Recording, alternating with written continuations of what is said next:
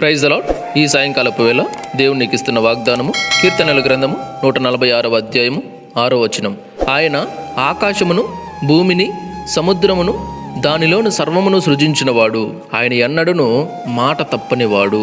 ఈ సాయంకాలపు వేళ దేవుడి వాక్యం ధరణితో చెప్తున్నాడు ఏమంటే, ఆయన ఆకాశమును, భూమిని, సముద్రమును, దానిలోని సర్వమును ఆయన సృజించినవాడు. చాలా మంది అనుకుంటుంటారు ఏమంటే, దేవుడు నా జీవితంలో ఈ కార్యం చేస్తానని చెప్పేసి మాట ఇచ్చినాడు, దేవుడు నా జీవితంలో పలాని విషయము జరిగిస్తానని చెప్పేసి చెప్పాడు, కానీ ఇంతవరకు చేయలే. నేను ప్రార్థన చేస్తే నా ప్రార్థన విన్నాడు, ఖచ్చితంగా కార్యం చేస్తానని చెప్పేసి చెప్పాడు, కానీ ఇంతవరకు చేయలే అని చెప్పి చాలా మంది అనుకుంటూ ఉంటారు. చాలా మంది నిరాశపడుతుంటారు. ఇప్పుడు దానియేలు ప్రార్థన చేసినప్పుడు చాలా రోజులు పట్టింది కదా, అయినా కూడా దేవదూత వచ్చి ఆ ప్రార్థనకు జవాబుని తెచ్చి ఆయనకి ఇచ్చేసి వెళ్ళింది కదా.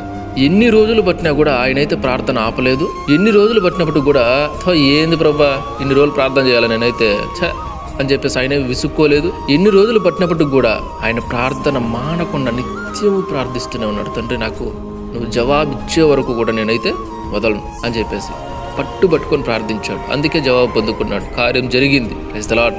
ఆకాశాన్ని, భూమిని, సముద్రాన్ని, దానిలోని సర్వమును సృజించిన దేవునికి నువ్వు ప్రార్థించింది ఇవ్వడం పెద్ద విషయం కాదు. నీ జీవితంలో ఆయన ప్రణాళికను నెరవేర్చడం పెద్ద విషయం కాదు. నీ జీవితంలో ఏదో కార్యం జరగాల్సి ఉంది, ఆ కార్యాన్ని చేయడం పెద్ద విషయం కాదు. ఖచ్చితంగా చేస్తాడు, కానీ నువ్వు విశ్వాసంతో ఉండాలి, విశ్వాసంతో ప్రార్థించాలి, విసుగకుండా ఎడతెగక ప్రార్థన చేయాలి. ఖచ్చితంగా ఆయన మాట తప్పనివాడు.